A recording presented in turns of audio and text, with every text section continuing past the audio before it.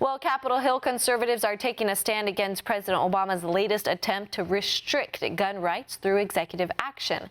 One America News' Neil W. McCabe has more from Washington. President Barack Obama's program to restrict gun rights has been one of the least successful of his political agenda.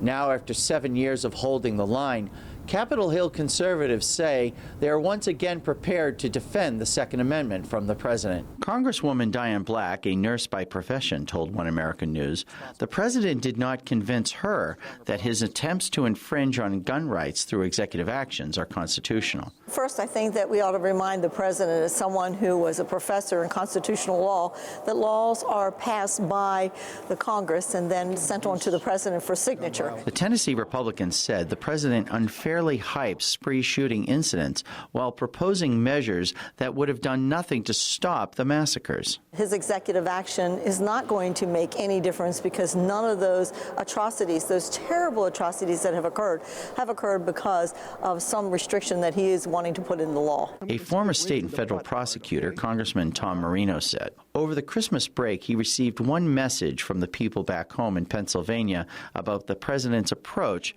to stopping gun violence. In my district, my constituents overwhelmingly, Republican and Democrat, are saying stop this president at any cost. The member of the House Judiciary Committee said the president's drive to force everyone collecting and selling guns to become a licensed dealer is a ruse to further shut down gun ownership. Well, let me tell you something. I know what these federal licenses are like.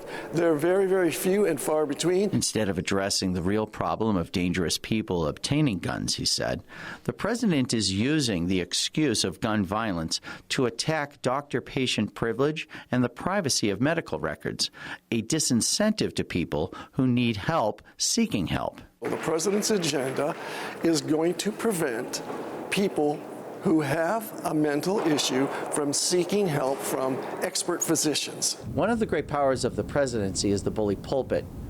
And the fact that the president chose not to announce his executive actions on gun rights at the State of the Union next week suggests that even he knows that this is a fight he won't win.